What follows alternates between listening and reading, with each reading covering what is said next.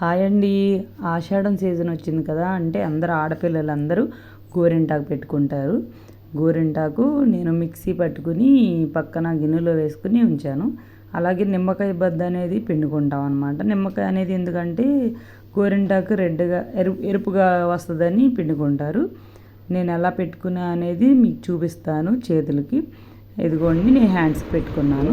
హ్యాండ్స్కి ఇలా ఇదివరకు ఏంటంటే ఇలా పెట్టుకునేవాళ్ళు. ఇప్పుడు పిల్లలు ఏంటంటే డిజైన్స్ అని అవని ఇవని కోన్లని పెట్టుకున్నారు.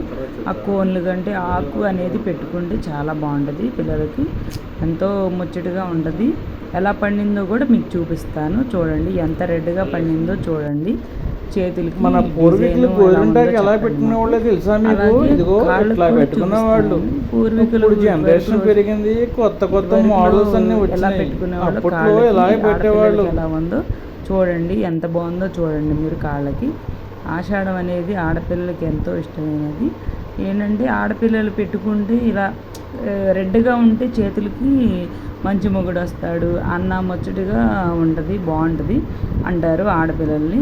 ఇలా ఎంతమంది పెట్టుకున్నారు కామెంట్ చేయండి. Bye bye.